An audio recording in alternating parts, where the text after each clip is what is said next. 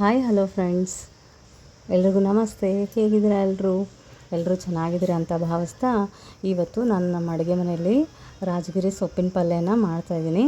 ಬನ್ನಿ ಇವಾಗ ಅದಕ್ಕೆ ಏನೇನು ಇಂಗ್ರೀಡಿಯೆಂಟ್ಸನ್ನು ತೊಗೊಂಡಿದ್ದೀನಿ ಅಂತ ನೋಡೋದಕ್ಕಿಂತ ಮೊದಲು ದಯವಿಟ್ಟು ಈ ಚಾನಲನ್ನು ಯಾರು ಸಬ್ಸ್ಕ್ರೈಬ್ ಮಾಡಿಲ್ಲವೋ ಅವರು ಸಬ್ಸ್ಕ್ರೈಬ್ ಮಾಡ್ಕೊಳ್ಳಿ ಅಂತ ಹೇಳ್ತಾ ಬನ್ನಿ ಇವಾಗ ಒಂದೊಂದು ಇಂಗ್ರೀಡಿಯೆಂಟ್ಸನ್ನು ನೋಡೋಣ.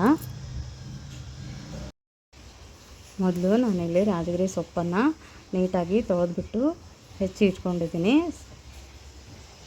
ನಂತರ ಒಗ್ಗರಣೆಗಾಗಿ ಎಣ್ಣೆ, ಜೀರಿಗೆ, ಸಾಸಿವೆ, ಅರಿಶಿನ, ಅಜ್ಕಾರದ ಪುಡಿ, ರುಚಿಗೆ ತಕ್ಕಷ್ಟು ಉಪ್ಪನ್ನು ತೊಗೊಂಡಿದ್ದೀನಿ. ನಂತರ ಈರುಳ್ಳಿಯನ್ನು ಸಣ್ಣದಾಗಿ ಹೆಚ್ಚಿಟ್ಕೊಂಡಿದ್ದೀನಿ. ಕರಿಬೇವು, ಕೊತ್ತಂಬರಿ ಹಾಗೂ ಸ್ವಲ್ಪ ಒಂದು ಗಡ್ಡೆಯಷ್ಟು ಬೆಳ್ಳುಳ್ಳಿಯನ್ನು ತೊಗೊಂಡಿದ್ದೀನಿ. ಇವಾಗ ನಾವೇನು ಮಾಡಬೇಕಂತಂದರೆ ಇದನ್ನೆಲ್ಲ ಉಪಯೋಗಿಸ್ಕೊಂಡು ಒಗ್ಗರಣೆಯನ್ನು ಕೊಡಬೇಕಾಗುತ್ತೆ ಫ್ರೆಂಡ್ಸ್. ಬನ್ನಿ ಇವಾಗ ಹೋಗೋಣ ಒಗ್ಗರಣೆ ಕೊಡಲಿಕ್ಕೆ.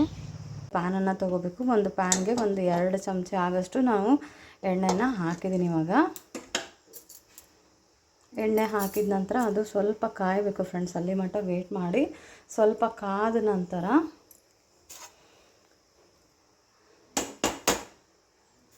ಜೀರಿಗೆನ ಹಾಕಬೇಕು. ಸಾಸಿವೆ, ಜೀರಿಗೆ ಇವೆರಡನ್ನು ಹಾಕಿದ ನಂತರ ಅವೆರಡು ಚಟಪಟ ಅಂದ ನಂತರ ನಾನು ಇಲ್ಲಿ ಬೆಳ್ಳುಳ್ಳಿಯನ್ನು ಹಾಕ್ತಾಯಿದ್ದೀನಿ.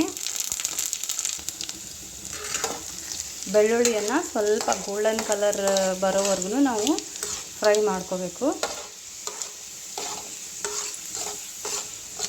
ಅಂದರೆ ಹಸಿ ವಾಸನೆ ಹೋಗುತ್ತೆ ಫ್ರೆಂಡ್ಸ್. ಹಸಿ ವಾಸನೆ ಹೋದರೆ ನಾವು ಬೆಳ್ಳುಳ್ಳಿಯನ್ನು ತಿನ್ನೋದಕ್ಕಾಗುತ್ತೆ. ಇಲ್ಲಾಂದರೆ ಏನಾಗ್ಬಿಡುತ್ತೆ, ತುಂಬಾ ಖಾರಾಗಿ ಮಕ್ಕಳನ್ನು ತಿನ್ನೋದಿಲ್ಲ, ಆ ಥರ ಆಗುತ್ತೆ. ಅದಕ್ಕೋಸ್ಕರ ನಾನಿಲ್ಲಿ ಸ್ವಲ್ಪ ಗೋಲ್ಡನ್ ಕಲರ್ ಆಗೋವರೆಗೂ ಫ್ರೈ ಮಾಡಿಕೊಂಡು ನಂತರ ಕರಿಬೇವಿನ ಸೊಪ್ಪನ್ನು ಹಾಕ್ತಾಯಿದ್ದೀನಿ.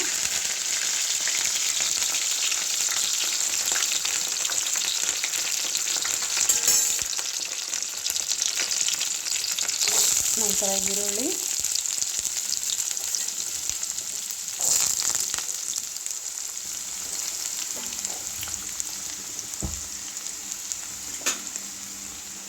ಇವಾಗ ಇದೆಲ್ಲ ಹಾಕಿದ ನಂತರ ಸ್ವಲ್ಪ ಗೋಲ್ಡನ್ ಕಲರ್ ಆಗೋವರೆಗೂ ನಾವು ಫ್ರೈ ಮಾಡ್ಕೋಬೇಕು. ತುಂಬಾ ಸಿಂಪಲ್ ಆಗಿದೆ ಫ್ರೆಂಡ್ಸ್ ಈ ಸೊಪ್ಪಿನ ಪಲ್ಯ.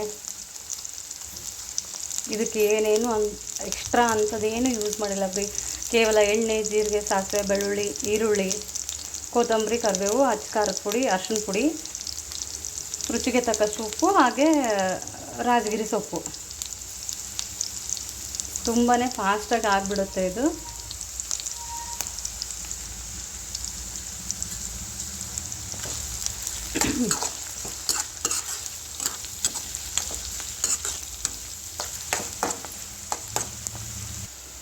ನೋಡಿ ಫ್ರೆಂಡ್ಸ್, ಇವಾಗ ಈರುಳ್ಳಿ ಬೆಂದಾಗಿದೆ.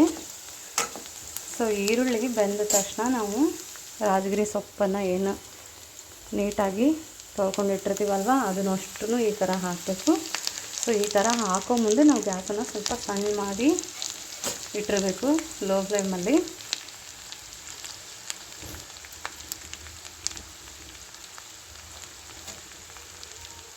ಇಲ್ಲ ಅಂದರೆ ಮತ್ತೆ ತಳ ಹಿಡಿದು ಬಿಡುತ್ತೆ ಫ್ರೆಂಡ್ಸ್. ಅದಕ್ಕೋಸ್ಕರ ಅರ್ಧ ಹಾಕ್ಕೋಬೇಕು ನಾವು ಸೊಪ್ಪನ್ನು. ಅಷ್ಟು ಒಮ್ಮಕ್ಕಲೇ ಹಾಕ್ಕೋಬಾರ್ದು, ಯಾಕಂದರೆ ನೋಡಿ ಈ ಥರ ತುಂಬಿ ಬಿಡುತ್ತೆ ಪ್ಯಾನು. ಅದಕ್ಕೋಸ್ಕರ ನಾವು ಸ್ವಲ್ಪ ಹಾಕ್ಕೊಂಡು ಇದನ್ನು ಒಂದು ಸ್ವಲ್ಪ ಹೀಗೆ ಕೈ ಆಡಿಸ್ಬೇಕು ಫ್ರೆಂಡ್ಸ್. ಕೈ ಆಡಿಸಿದರೆ ಅದೇನಾಗುತ್ತೆ, ಸೊಪ್ಪು ಕರಗಿ ಸ್ವಲ್ಪ ಕೆಳಗೆ ಹೋಗುತ್ತೆ. ಸೊ ನಮ್ಗೆ ಇನ್ನೂ ಸ್ವಲ್ಪ ಹಾಕ್ಕೊಳ್ಳೋಕ್ಕೆ ಸ್ಪೇಸ್ ಉಳಿಯುತ್ತೆ.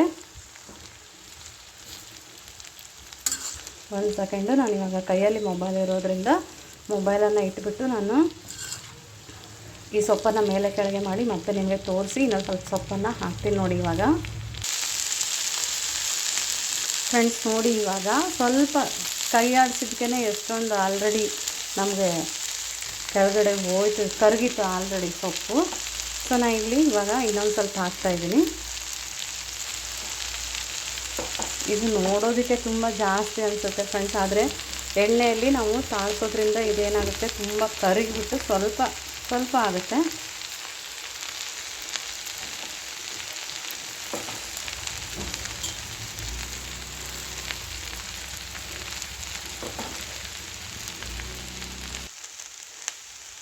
ನೋಡಿ ಫ್ರೆಂಡ್ಸ್, ಇಲ್ಲಿ ನಾನು 2 ರಿಂದ 3 ನಿಮಿಷ ಹಾಗೆ ಬಿಟ್ಟಿದ್ದೆ.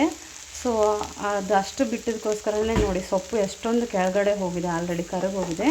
ಸೊ ಇವಾಗ ನಾವು ಏನು ಮಾಡಬೇಕಂದ್ರೆ ನಮಗೆ ರುಚಿಗೆ ತಕ್ಕಷ್ಟು ಉಪ್ಪನ್ನು ಹಾಕೊಳ್ತಾ ಇದ್ದೀನಿ.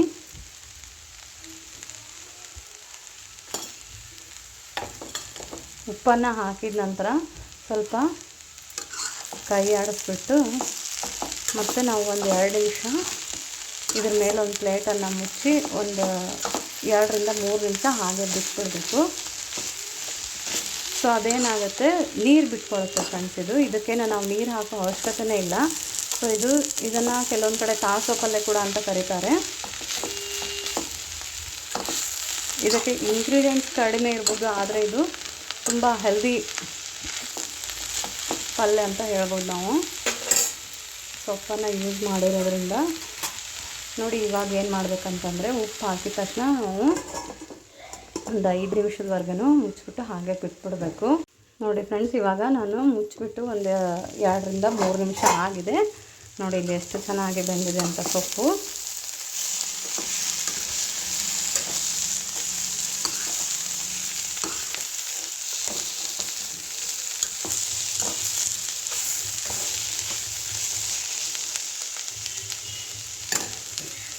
ಇದಾದ ನಂತರ ನಾವು ಇದಕ್ಕೆ ಸ್ವಲ್ಪ ಅಚ್ಚ ಖಾರದ ಪುಡಿಯನ್ನು ಹಾಕ್ಕೋಬೇಕು. ಸೊ ನಿಮಗೆ ಅಚ್ಚ ಖಾರದ ಪುಡಿ ಇಷ್ಟ ಇಲ್ಲ ಅಂತಂದರೆ ಹಸಿಮೆಣಸಿನ್ಕಾಯಿ ಕೂಡ ಹಾಕಿದರೂ ತಪ್ಪೇನಿಲ್ಲ.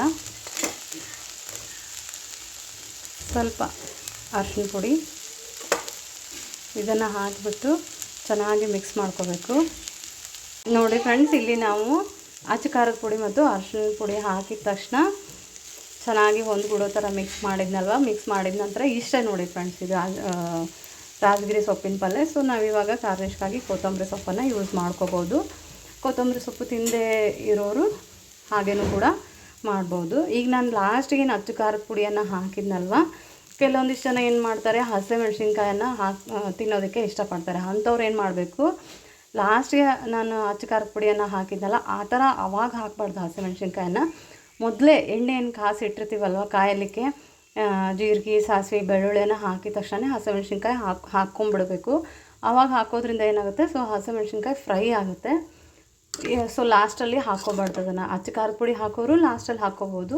ಸೊ ಹಸಿಮೆಣ್ಸಿನ್ಕಾಯಿ ಹಾಕೋರು ಫಸ್ಟ್ಗೆ ಎಣ್ಣೆಯಲ್ಲಿ ಹಾಕಿಬಿಟ್ಟು ಫ್ರೈ ಮಾಡ್ಕೋಬೇಕು. ಸೊ ಇವಾಗ ನೋಡಿ ಫ್ರೆಂಡ್ಸ್, ಇವಾಗ ರಾಜಗಿರಿ ಸೊಪ್ಪಿನ ಪಲ್ಯ ರೆಡಿಯಾಗಿದೆ.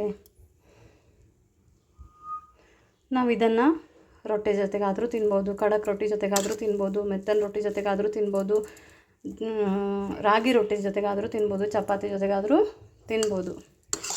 ಸರಿ ಫ್ರೆಂಡ್ಸ್, ಈ ಒಂದು ರೆಸಿಪಿ ನಿಮಗೆ ಇಷ್ಟ ಆಗಿದ್ದಲ್ಲಿ ದಯವಿಟ್ಟು ಲೈಕ್ ಮಾಡಿ, ಶೇರ್ ಮಾಡಿ ಹಾಗೂ ಸಬ್ಸ್ಕ್ರೈಬ್ ಮಾಡಿ ಅಂತ ಕೇಳ್ಕೊಳ್ತಾ ಇದ್ದೀನಿ. ಫ್ರೆಂಡ್ಸ್, ನಾನು ಅನಲಿಸ್ಟಲ್ಲಿ ನೋಡಿದ ಪ್ರಕಾರ ನನಗೆ ಆಲ್ಮೋಸ್ಟ್ 60% ಸಬ್ಸ್ಕ್ರೈಬ್ ಮಾಡ್ದೇ ಹಾಗೆ ನೋಡ್ತಾ ಇದ್ದೀರಾ.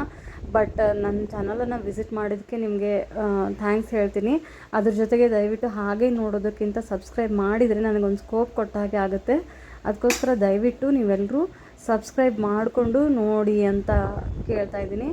ಸೊ ಮತ್ತೆ ನಾನು ನಿಮಗೆ ನೆಕ್ಸ್ಟ್ ರೆಸಿಪಿಯೊಂದಿಗೆ ಮೀಟ್ ಆಗ್ತೀನಿ. ಅಲ್ಲಿ ತನಕ take care, bye, have a nice day.